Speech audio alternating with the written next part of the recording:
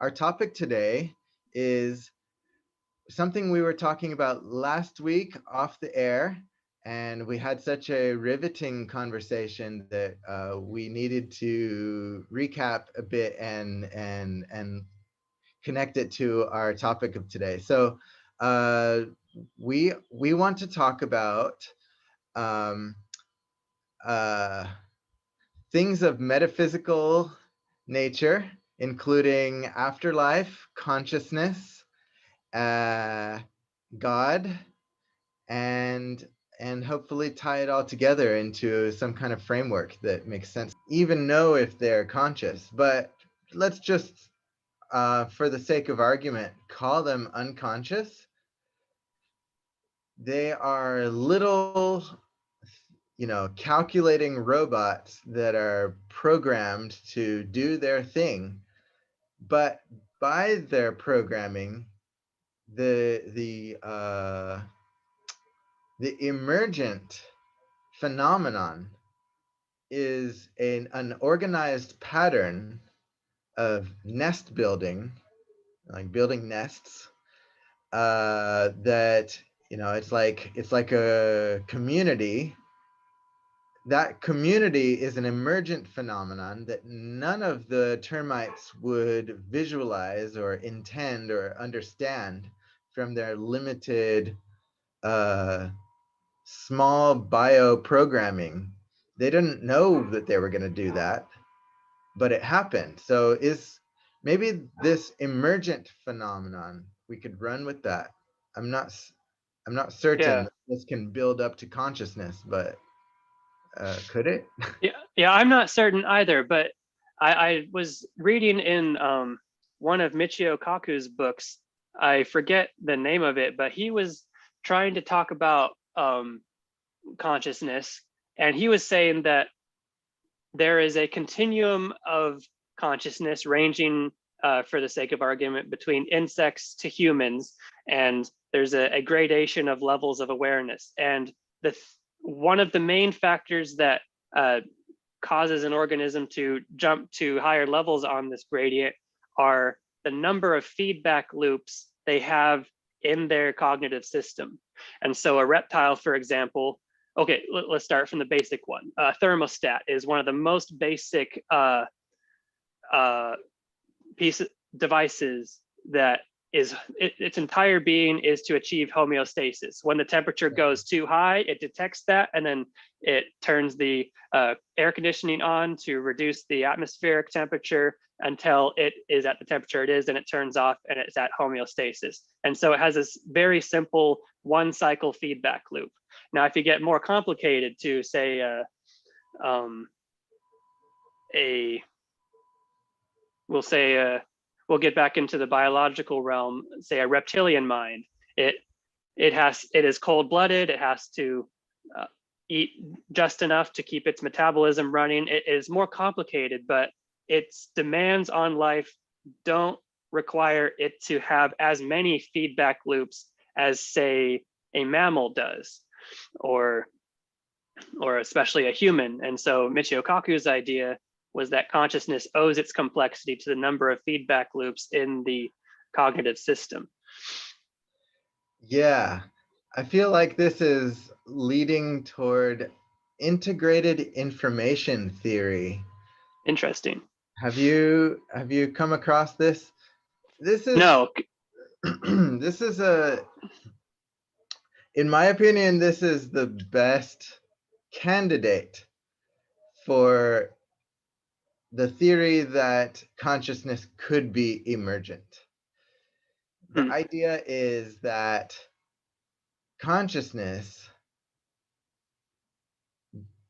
is is like uh it's supported by an information network. hmm, It's not just supported by, but emergent from a network of information that if the network is fast enough, or maybe it's not about the speed, maybe it's the complexity of the network, how much information is being passed to and fro, and how many interconnections there are. That's the main one, like interconnections. And I think Michio Kaku's feedback loop absolutely fits right in here with the feedback loop, because feedback loops are a feature of complex networks, I think. Yeah, So that sounds about right. I think anyway. So the idea is that once a network becomes super complex, like a supercomputer or like the internet, that, or like the brain, that consciousness mysteriously arises. And I say mysteriously and magically because really this is to fault the integrated information theory, I still don't see any connection. Yeah, the issue is that no matter how complex of an integrated machine learning algorithm or integrated information theory in an applied sense you can get to, it still hasn't produced something which is not arguably a philosophical zombie. It still has not answered the challenge of the hard problem of consciousness. Because Oh, maybe we should get our definitions on the table first on what we are talking about when we say consciousness. Like great point. what do you think is consciousness? Oh, great. I don't want to put you on the spot for such a huge topic as that, but I'm just curious I what love you it. Thank you. I what love some of it. your ideas are. Bring big, like unexpected. I don't know what to do. I don't know how to say, but I love it. This. Explain the entire history of religion. What is God and what is the purpose of existence? Yeah. What's the point of life? Go. You have Go. 10 seconds. Gun to your head. So, uh, consciousness to me is the feeling of knowing. Yeah, the feeling of knowing. No. Yeah, Yeah. sort of. Feeling Yes, of knowing. it's but Let's. but it's not feeling, and it's not knowing. Hmm. So yeah, I guess But that's the best. could anyone have consciousness? Well, how do I put this? I'm trying to distill as close to the bottom of the essence of what consciousness is with the minimal variables as possible. Like, is it possible for someone to feel and to know without in fact being conscious? Because it seems like feeling and knowing is similar to sound in relation to hearing. When you don't hear, if there's no one to hear the sound, it is just a wave vibration in the medium that the vibrations are traveling through. And so if you're not knowing, then there's just something that processes information, but there's something that knows the information it's processing, or there's something that feels the feelings that it is experiencing. Like, it's not merely just reacting to stimuli. I like Sam Harris's conception of consciousness, which is simply what it feels like, or what it is like to be that thing. Like, we don't know what it is like to be a bat or a dog, but there is something that it is like to be that thing. The experience of likeness, or what it's like, that seems to be what consciousness feels like Yeah, when we try to describe that term. well said. So The again, it goes back phenomenon, to a feeling, huh? yeah, the phenomenon of it being like something. Right. Yeah. Is that how you would define consciousness? um Which way do you lean? I can't disagree with that. I think consciousness is at least the phenomenon of it seeming like something. Yeah. Because I may be deluded or be in part of some illusion where everything I think is wrong, but it's impossible to falsify, or not falsify, but it's you can't put a lever under the argument I'm saying that it's like something to be what I am. Like, no matter how deceived I may be about everything else, it's still like something to be deceived. So that seems to be at the bottom of it. Right. Now we can get into more complex and more sophisticated discussions about the implications of that and what in fact is consciousness. Is consciousness just localized to the body, or is it a non-local phenomenon where maybe it's an eternal property? Maybe it's like some, maybe it's like the body is turned into a certain radio frequency and it channels consciousness from an external world, or maybe consciousness is completely illusion and we only have what we could call like an after image effect. Like, you know, when you stare at a bright light for long enough and then close your eyes, that image is still imprinted on the memory in your eyes. What if the feedback loops in our brains are looking at flashes of light metaphorically, where you have a memory or a thought, and then that thought gets remembered, and then the after effect of that memory is represented, and our consciousness is kind of, our experience of consciousness is like a light show that we play internally on ourselves that is more or less just an after image of all these complex flashings of light in our head. And it I could be see. an after image effect or something like that. I see. But even so, it would be like that. Like it would be Yes. like something. It's still like something. I think it's a funny and clever way of defining consciousness, to be like something. It's like funny because it's vague, Yeah. yet it's it's like it's accurate, because when we're talking about consciousness, consciousness is a vague thing. Yeah. We can't say that consciousness is this or is that, because that's reductionistic. So we do have to lean on these terms like feeling and to be like or being like. Yeah.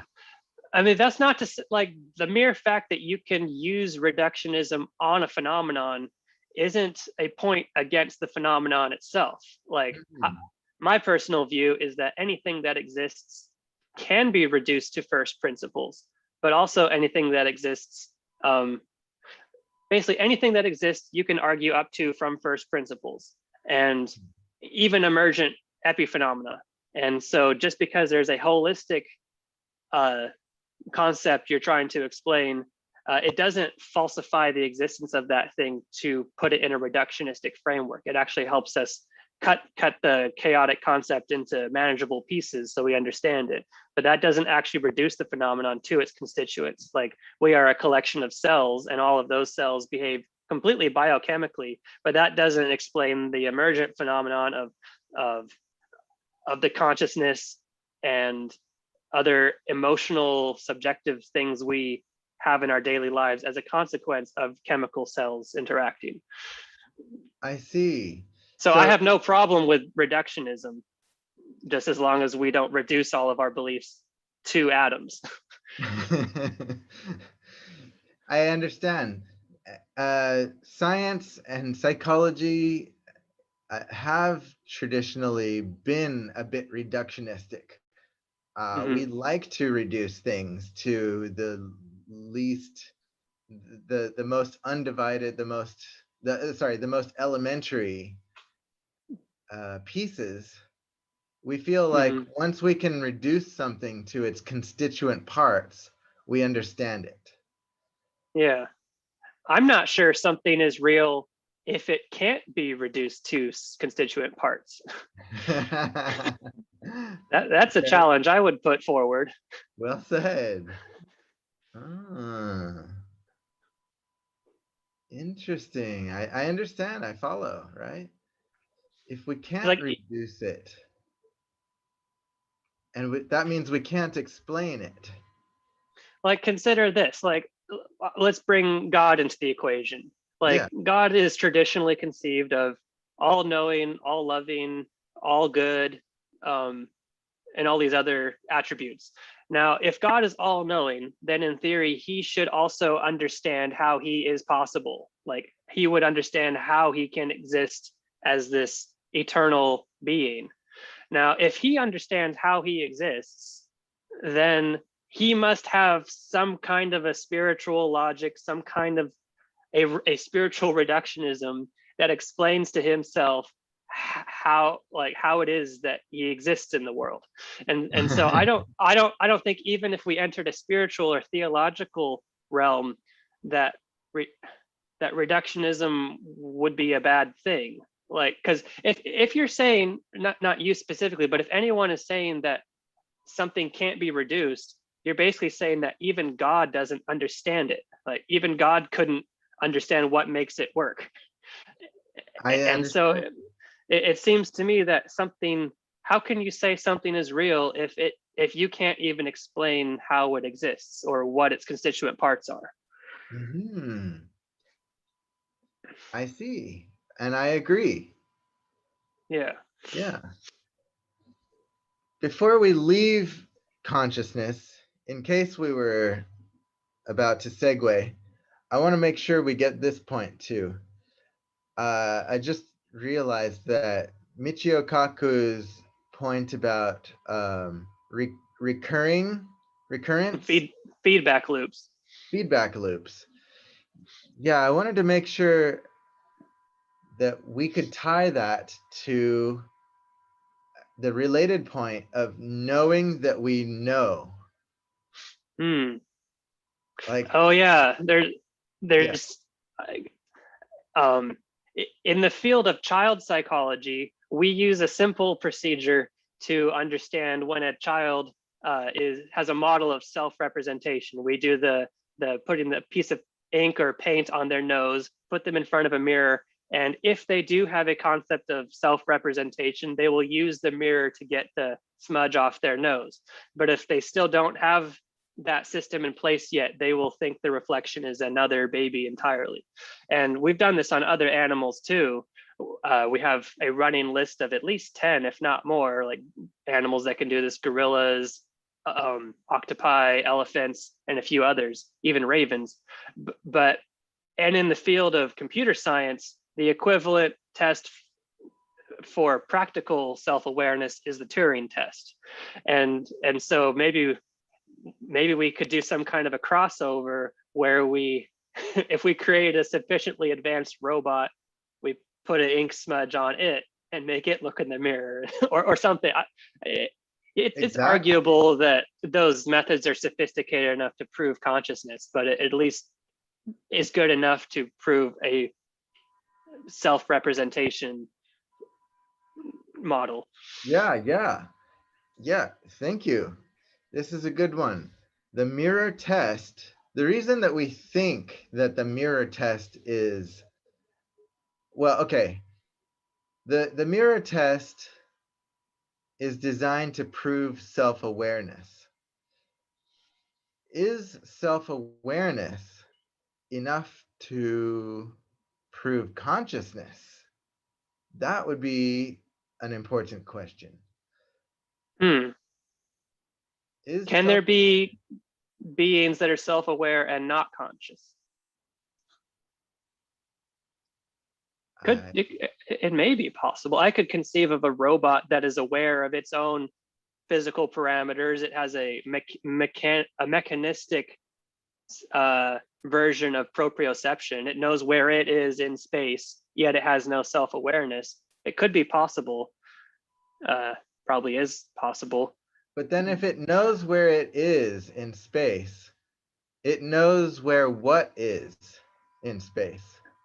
it knows where what is defined as it is in relation to what its sensors say the external world parameters are. Like it can tell where it is next to an obstacle, like how a Roomba operates. It moves around, it knows, okay, I just hit a floor and it's been this amount of time since I hit the last wall. I've already mapped out this room and I know that the next wall that I'm about to hit is going to be reached in a few seconds. Like it's not thinking that consciously, but it has a feedback system, or it has a, I'm not a roboticist. I don't understand how they actually operate, but I believe that Roombas are not conscious, but they have a feedback system where when they hit something, they know this is a wall and they know where they are in relation to that wall. And they know how big they are. I'm sure a Roomba has a sense that they are roughly a foot in diameter or exactly how big they are.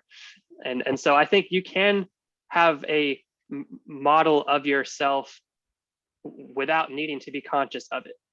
I see, and I agree with you. All we need is a calculator that that does all its calculations, Hmm. and the information about itself is really just a number in the equation. It doesn't have Yeah. to assign any special value to that number. It doesn't have to say this point in three-dimensional space is special. All it needs to do is say that this three-dimension, this point in three-dimensional space relates to all other space calculations Mm-hmm. in a pre-programmed way, in a way that It's reflects all the algorithms. programmed intent of the movements. So I In agree with you that we in can't yeah. prove consciousness simply by programming a robot to perform calculations with respect to where it occurs in three-dimensional space. Yeah, I think there's something. Yeah, that's true. I think. What was I was thinking of saying something, but I forgot it. I lost track of what I was thinking of. All right, so let's Um, continue this thought experiment. Let's say that we have this robot that can move about and calculate where it is in three-dimensional space, and then we present a mirror to this robot. hmm.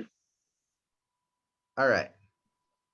Okay. Uh, we would also need to have programmed this robot with a testing program to test whether or not other things are different than itself, than, you know, a way to test whether other things are or aren't itself. Yeah.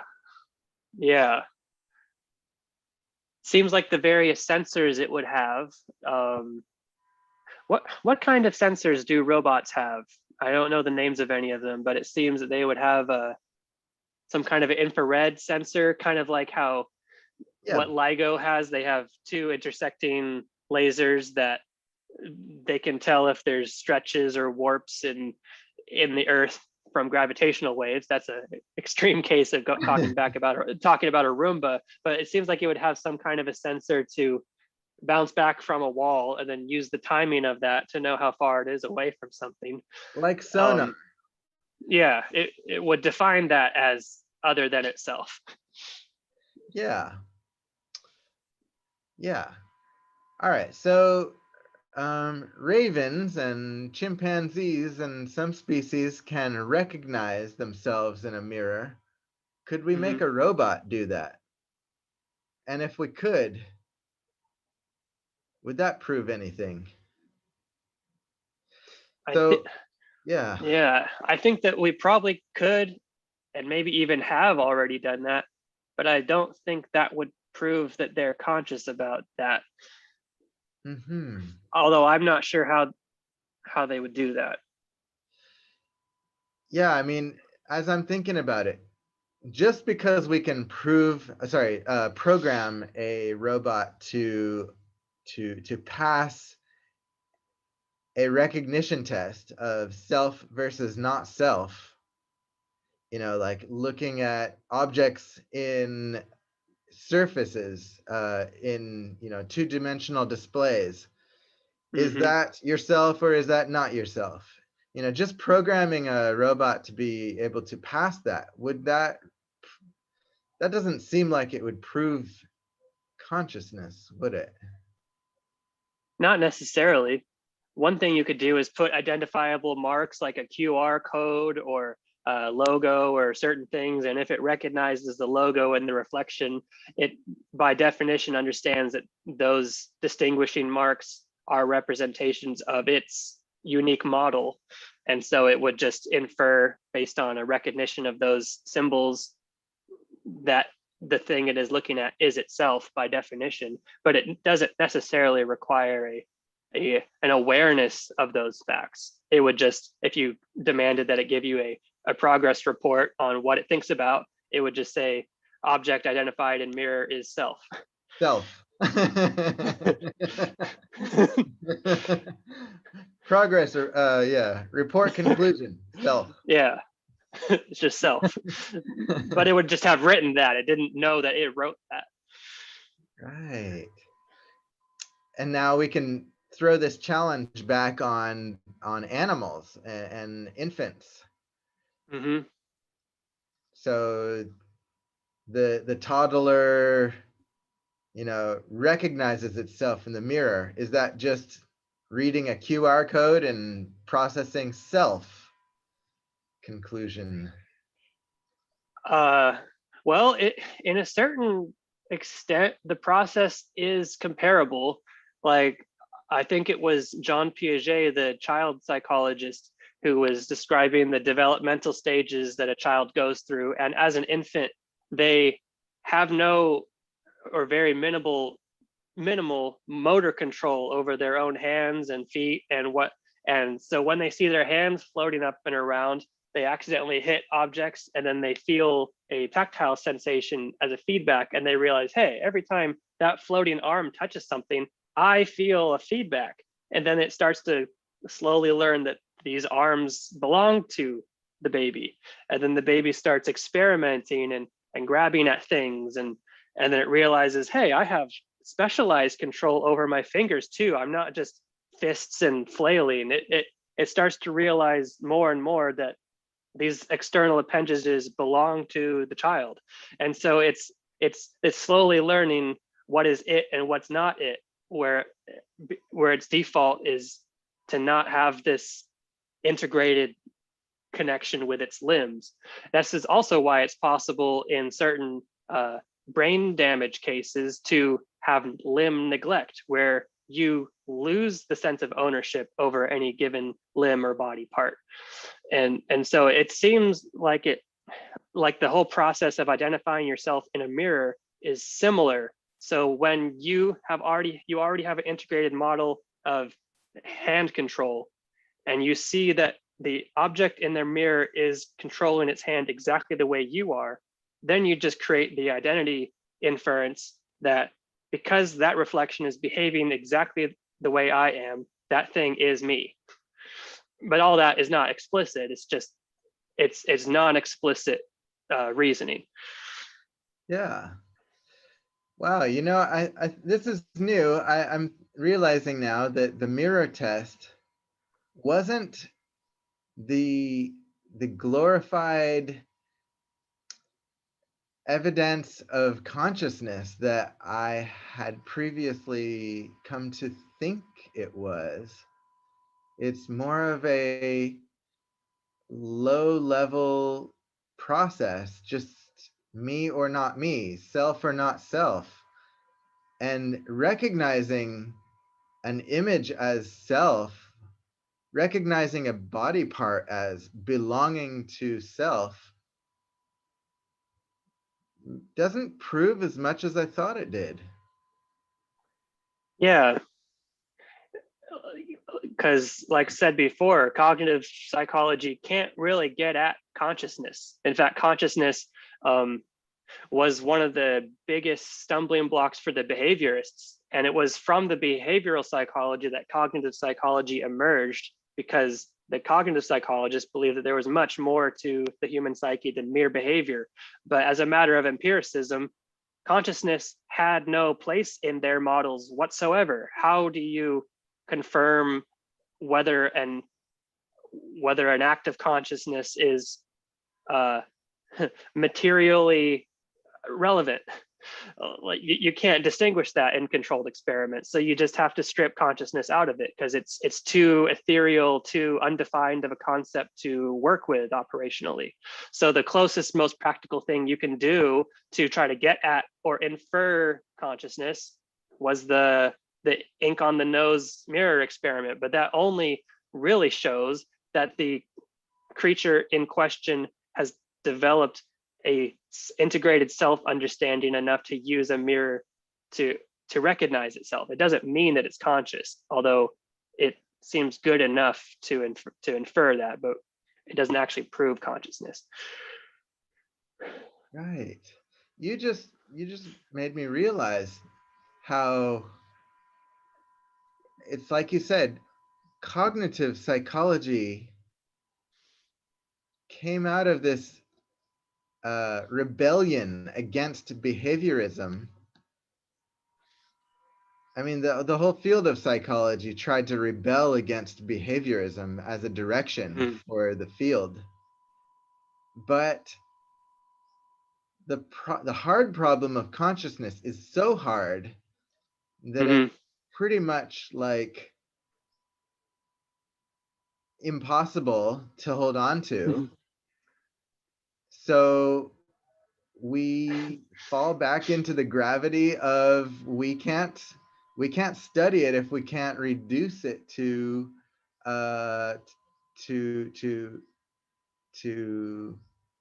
like scientifically observable, provable.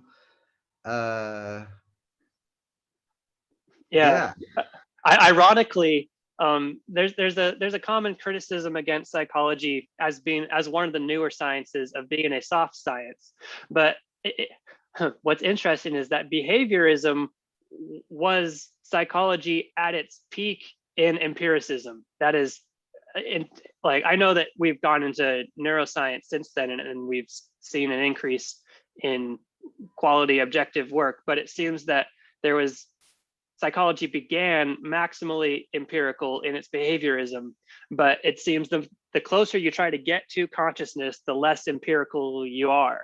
Like, there's more margins of errors in your experiments. There's less rigorously defined concepts. Like, we don't have a strong definition, an operational definition of consciousness. We just have a philosophical definition of consciousness, at least for the sake of argument, that it is like something to be it. But how do you identify that it is like something to be that object in an empirical study? You can't, it seems. And so I think you're stumbling onto something really important, which is, as we move closer to consciousness, we have to move further away from what we're comfortable with, which is concrete, reducible science, what we think of as science. And so as we move toward the hard problem, we get less and less confirmation from hard, from concrete. It gets softer and softer as we go to that hard problem. The hard problem requires that we get softer and softer as we approach it. Softer in the sense of we can't concretize and reduce what we're talking about to physical, material universe type. One of the hallmarks of empiricism is that it is repeatable.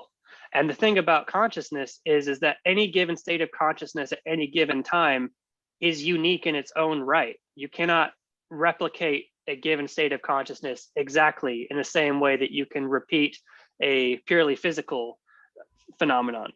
Like you can do experiments on gravity and falling objects and physics in repeatable ways, but you can't repeat a phenomenological state of consciousness. There's too many variables involved.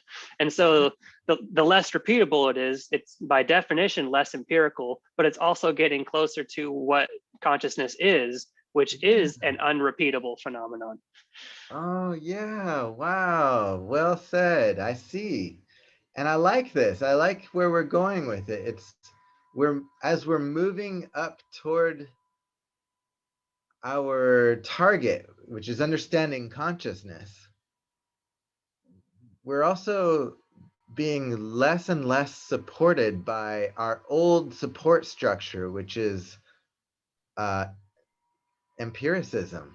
Wow, that's scary, right? That's a little unnerving that we would have to leave the very instrument by which we could know things in order Mm-hmm. to understand how we know things in the like knowingness. Yeah. As we And that get to that, introduces a whole new problem, which is how do you know what you think you know if you're not using empiricism? exactly. Ooh, wow. We've suddenly taken this conversation to a much deeper, higher level, I think. Yeah. It's going to be it's harder to grasp at these things because it's like We've just there's taken two off. it seems there's two domains of knowledge that the modern person doesn't tend to disagree with. There's the physical world, which is what we use, which is we interact with it through physics and chemistry, all the STEM fields, the objective sciences. There's this objective external world that we don't deny is real. But then there's an even more immediate world, which we also cannot deny, which is consciousness itself. But consciousness has this interesting property in that it is not repeatable. It's not exactly empirical, although we can use empiricism to identify categories of subjective experience. Like there are universal facial expressions that all correspond to universally experienced emotions, which we infer come from similar states of mind. But there are non-universal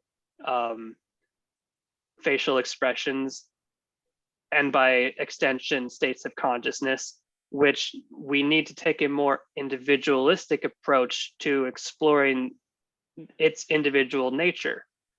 But how it's difficult to create generalized perspectives or generalized descriptions of consciousness as such from understanding the deepest aspects of an individual subject's conscious experience. All we can say is that's how it is for them. It's not easy to say that's how it is for them. Therefore, that describes the phenomenon of consciousness as a whole for everybody. Yes, And that's also part of the problem. indeed. All right. I think um this is a good episode to illustrate the transition that I anticipate as a direction for this show. And let me explain. This is like, okay, I just got this visual analogy for this show as being like the building station of a rocket. And so the rocket is built on this site or this episode.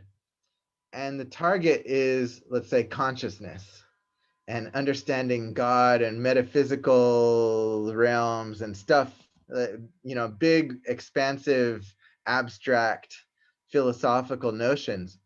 But that's all way out there. How do we get there from here? We have to start from something concrete, something we can depend on and rely on, that is grounded. I love these words. Here we are on the ground, we're grounded, and we want to get up there to something that we can't reach if we stay grounded. So Hmm. so this episode is our launching event. I like that. And Yeah. we've built our rocket, which is our arguments and our concepts and our models. And we know the materials we've built them from. We've built them from from reductionistic scientific empiricism. But again, we want to approach a target that doesn't lend to the regular laws. Yeah. So we're launching a rocket. Yeah. Yeah. Yeah.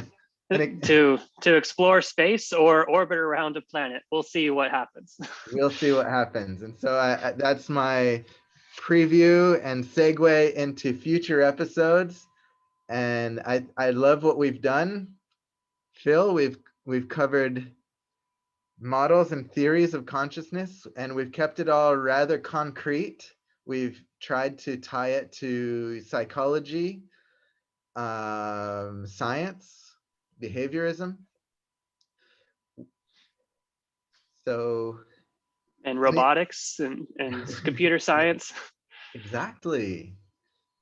So yeah, I love it.